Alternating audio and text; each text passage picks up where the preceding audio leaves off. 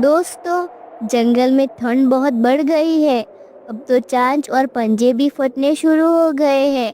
अब हमें अपने अपने घोंसले मजबूत बनाने होंगे। तुम सही कह रही हो कजरी। मैंने भी तैयारी शुरू कर दी है। इस बार मैंने सिर्फ पहाड़ी पेड़ के ऊन को बड़ी मेहनत से चुन चुन कर इकट्ठा किया है।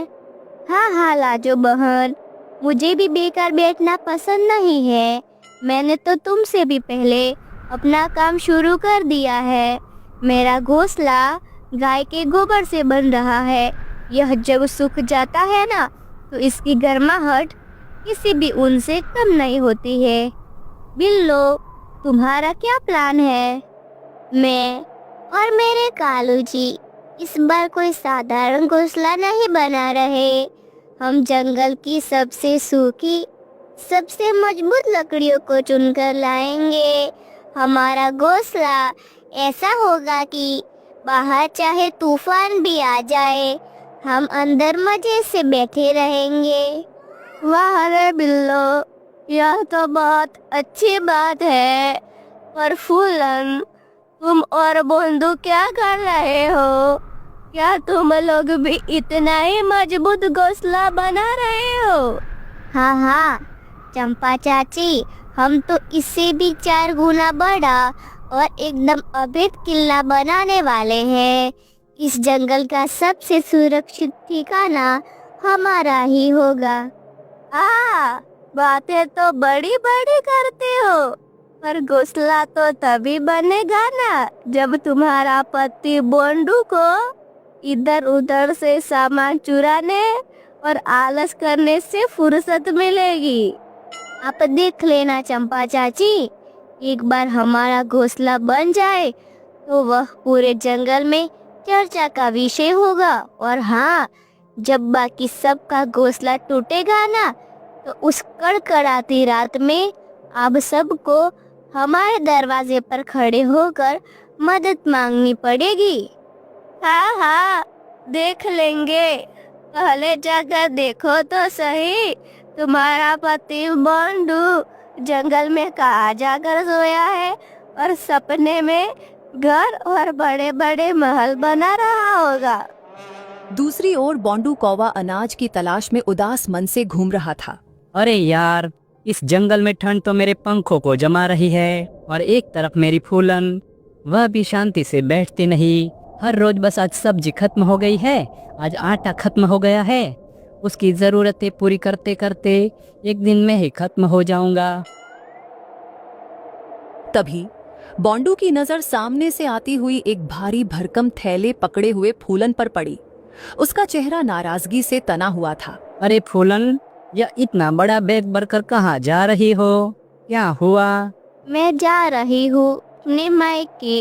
वैसे भी यहाँ रहकर क्या करूँगी? न रहने को सिर पर छत है, न खाने को पेट में दाना। आप तो समझते ही नहीं, बाहर पूरा जंगल मेरा मजाक बना रहा है। सब कह रहे हैं कि मेरा पति बोंडू को सिर्फ बातें बनाता है, चोरी चकारी करके घूमता रहता है, पर कोई काम नहीं करता। वह घर क्या बनाएगा? अरे फूलन रुको, हाथ जोड़कर कहता हो, तुम मायके मत जाओ। तुम्हें मेरी कसम, मैं जल्द ही तुम्हारे लिए सबसे बेहतरीन और पक्का घोंसला बनाऊंगा। नहीं, अब बस। आप हमेशा हवा में बातें करते हैं। आप सिर्फ बोलते हैं और बाद में सब भूल जाते हैं। मैं अब अपना और मजाक नहीं बनने दूंगी। फूलन, मेरी बात को सुनो। मैं तुम्हारे लिए इतना बड़ा और मजबूत आशियाना बनाऊंगा कि पूरा जंगल उसे देखता रह जाएगा। सच्ची? क्या आप वाकई इतना बड़ा और सुरक्षित घोंसला बना पाएंगे? हाँ बाबू, तुम्हारी कसम, सच कह रहा हूँ। अब चलो घर वापिस, यह थैला उठा लो। तो फिर ठीक है, मैं इस बार रुक रही हूँ आपके वादे पर। और सुन लीजिए, आप उस बड़े घोंसले को भूल मत जाना। अगर इस बार भी अपने टाल मटोल की, तो मैं आपको छोड़कर हमेशा हमेशा के लिए मायके चली जाऊंगी। फूलन वापस चली जाती है, बोंडू वहीं स्थिर खड़ा रहता है। अरे, मैंने फूलन से प्रॉमिस तो कर दिया है, परंतु मैं इतना बड़ा घोंसला कैसे बनाऊंगा? मेरे पास तो कुछ सामान भी नहीं है। बोंडू घोंसले का सामान जुटाने के लिए मेहनत और लगन के साथ निकल पड़ता है। अजी, यह आप क्या कह रहे हो? इतना छोटा सा घोंसला? मुझे तो विशालकाय महल चाहिए था, मेरे सपनों का आशियाना। अरे बिल्लो, शांति शांति। हमारे लिए यह मजबूत घोंसला काफी है। जितना बड़ा घर, उतनी बड़ी मुसीबतें और उतनी ही ज्यादा देखभाल की जरूरत। तभी वहां पर बोंडू आता है।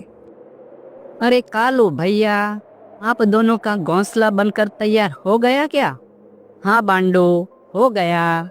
और तुम, क्या तुमने काम खत्म कर लिया?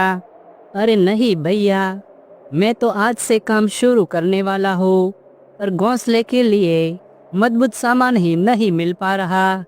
अरे देवर जी, सामान मिलता नहीं है, उसे ढूंढना पड़ता है। मेरा मेहनत के कुछ नहीं मिलता। तभी बोंडू की नजर कालू के पास रखी हुई सूखी लकड़ियों के ढेर पर पड़ी। अरे कालू भैया, आपका घोंसला तो तैयार हो गया, तो फिर आप इन जंगल की सूखी और मजबूत लकड़ियों का क्या करने वाले हैं? कुछ नहीं बांडू, अब ये मेरे किसी काम की नहीं। अगर तुझे अपने घोंसले का ढांचा बनाने के लिए चाहिए तो खुशी से ले जा।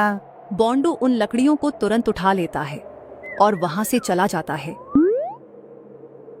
क्यों जी, आपका दिमाग ठिकाने पर है? आपने इतनी बढ़िया लकड़ियाँ क्यों दे दी? क्या वे यहाँ पड़ी पड़ी खराब हो जाती? बिल्लो, तुम कभी नहीं सुधरोगी। बांडू मेरा भाई है, मुश्किल समय में मदद करना मेरा फर्ज है। बोंडू उन लकड़ियों को घोंसले की जगह पर लाता है और पूरे दिन जी जान लगाकर मेहनत करता है। वह लकड़ियों से एक विशाल ढांचा तैयार कर लेता है। तभी फूलन अनाज लेकर आती है। अरे फूलन, यह देखो, मैंने मजबूत सूखी लकड़ियों से हमारे बड़े घोंसले का ढांचा बना लिया है। बताओ, तुम्हें पसंद आया? मुझे बिल्कुल पसंद नहीं आया। यह महज ढांचा है, इसमें अभी भी बहुत कमियां हैं। कमियाँ? क्या कमियाँ है? जरा बताओ तो। यह सिर्फ ढांचा है, हमें छत के लिए घास फूस, मजबूत दीवारों के लिए गोबर और घोंसला अंदर से गर्म रहे, इसके लिए भीतरी दीवारों पर उनकी जरूरत होगी। यह असली काम अभी बाकी है। अरे फूलन, मुझे लगा था तुम सिर्फ ताने मारने में ही एक्सपर्ट हो, पर मैं गलत सोच रहा था। तुम्हारा आइडिया तो वाकई में कमाल का है, पर मुझे एक बात का डर है। अब क्या हुआ? मुझे गोबर, ऊन और घास फूस जैसी चीजें एक साथ जमा करने में बहुत समय लगेगा। तब तक हमें इसी कड़कड़ाती ठंड में बाहर ही ठिठुरना पड़ेगा। आप उसकी चिंता मत करो, उसके लिए मेरे पास एक आइडिया है। फूलन अपना सारा प्लान बोंडू को बताती है। वाह रे मेरी फूलन, तुम्हारा भी जवाब नहीं। इस प्लान से तो मेरा काम बहुत आसान हो गया। अब हम हमारा घोंसला बहुत कम समय में बनाएंगे। चलो, मैं आगे का काम करने के लिए निकल पड़ता हूँ। सूरज ढलने से पहले की हल्की पीली रोशनी जंगल में फैल रही थी। ठंडी हवा पत्तों को हिलाते हुए गुजर रही थी। ऐसे में बोंडू कौवा अपनी छोटी सी उड़ान भरता हुआ सबसे पहले कजरी भाभी के घर पहुंचा। कजरी मिट्टी के चूल्हे में आग सुलगा रही थी। उसे देखते ही मुस्कुराकर बोली, अरे बोंडू, तू यहाँ? क्या तेरे घोंसले का काम पूरा हो गया रे? अरे नहीं भाभी, घोंसला बनाने का सामान जुटा रहा था। रास्ते से गुजर रहा था तो सोचा आपसे मिल लो। अच्छा, तो बताओ, मेरा ये गोबर का घर कैसा लग रहा है? बोंडू ने चारों ओर घूमकर झोपड़ी को गौर से देखा। दीवारों से गोबर की खुशबू, सर्दी में गर्माहट देने वाली मिट्टी। उसने ईमानदारी से कहा, कजरी भाभी, बहुत बढ़िया है आपका घर। काश मेरे पास भी इतना गोबर होता। तो मैं भी एक अच्छा सा घोंसला बना लेता। अरे इसमें क्या, मेरा घर तो बन गया है, लेकिन देख मेरे पास अभी भी बहुत सारा गोबर बचा है। चाहे तो तू ले जा, अपने घोंसले को मजबूत कर ले। भाभी आपका बहुत बहुत शुक्रिया। मैं आपके जैसा सुंदर घर तो नहीं बना पाऊंगा, लेकिन इतना तो कर लूंगा कि सर्दियाँ कट जाए। गोबर लेकर बोंडू अपने लकड़ियों से बने अधूरे ढांचे के पास पहुंचा। वहां फूलन उसका इंतजार कर रही थी।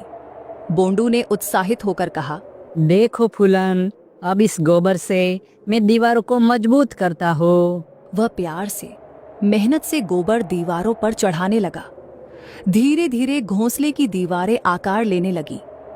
काम खत्म होते ही उसने फूलन को पुकारा। फूलन, जरा देखो तो कैसा लग रहा है हमारा घोंसला। अरे बोंडू जी, अभी बहुत काम बाकी है, पूरा हो जाने दो, फिर बताती हूँ कैसा लग रहा है। बोंडू ने सिर हिलाया और फिर सामान जुटाने निकल पड़ा। इस बार वह चंपा चाची के घास फूस वाले घर के सामने पहुंचा। चंपा चाची अपने घर के बाहर धूप सेक रही थीं। उन्होंने बोंडू को देखा तो हैरान रह गई। अरे बोंडू, तू क्या तेरा घोंसला बनकर तैयार हो गया? अरे चाची, लगता है इस बार मुझे और फूलन को बाहर ही सर्दियाँ बितानी पड़ेगी। क्यों रे, क्या बात है? कुछ मदद चाहिए तो बोल। मैं सोच रहा था कि आपके पास थोड़ी सी घास फूस बची है, शायद मैं भी आपके जैसा छोटा सा घर बना लूं। चंपा चाची खुश होकर भीतर गईं और ढेर सारी घास लेकर लौटी। लो बेटा, जितनी चाहिए ले जा, मेरे पास बहुत बची है। धन्यवाद चाची, आपके जैसा सुंदर घर तो नहीं बनेगा, पर ठंड से बचने लायक छत तो जरूर बन जाएगी। घास लेकर बोंडू फिर अपने घोंसले पहुंचा। उसने सावधानी से छत को ढकना शुरू किया, एक एक तिनका लगाते हुए। उसका छोटा सा घर अब सच में घर जैसा दिखने लगा। कुछ देर बाद बोंडू उड़कर लाजो चिड़िया के पास पहुंचा। लाजो अपने नरम कपास जैसे फूले हुए घोंसले को सजा रही थी। अरे लाजो बहन, वाह, कितना खूबसूरत घर बनाया है तुमने। इसे बनाने में तो बहुत सारा ऊन लगा होगा। हाँ बोंडू भैया, बहुत मेहनत लगी है। इतने ऊन के लिए मैंने हमारे जंगल की सारी भेड़ों के पीछे कई कई दिन तक घूमती रही, तब जाकर ये मुलायम सा घर बनकर तैयार हुआ है। लेकिन भैया, आप यहाँ किस काम से आए? मैं भी सोच रहा था कि तुम्हारी तरह ऊन का घोंसला बनाऊं, पर पहले तो ढेर सारा ऊन इकट्ठा करना पड़ेगा। लाजो ने तुरंत अपना दिल खोल दिया। ऊन करके भटको मत भैया, मेरे पास अभी भी बहुत ऊन बचा है। आप चाहे तो इसी ऊन से अपना घर बना सकते हैं। ऊन इकट्ठा करने की आपको कोई जरूरत नहीं। अरे लाजो बहन, तुम तो बड़ी दयालु निकली, दिल से शुक्रिया करता हूँ तुम्हारा। लबालब ऊन लेकर बोंडू अपनी जगह लौट आया और अपने घोंसले को भीतर से चारों तरफ मुलायम ऊन से भरने लगा। तभी फूलन दाना लेकर लौट रही थी। फूलन देखो, हमारा घोंसला अब पूरी तरह से बन गया। अब तो तुम्हें पसंद आया ना? पसंद? अरे बहुत पसंद आया। अब हमें सर्दियों में बाहर नहीं सोना पड़ेगा। कितना गर्म है। दिन बीतते गए। फिर एक रात जंगल में ऐसी ठंड पड़ी कि पेड़ों की टहनियां भी कांप उठीं। आसमान से बर्फ जैसे सफेद फाहे गिरने लगे। तेज हवा पत्तों को हिला रही थी। अरे बाप रे बिल्लो, आज तो ठंड हद से ज्यादा है। हाँ कालू जी, लगता है आज की रात सबसे भयानक होगी। उनके घर में बैठी लाजो भी ठिठुर रही थी। इतना अच्छा घर बनाया, फिर भी ठंड कम नहीं हो रही।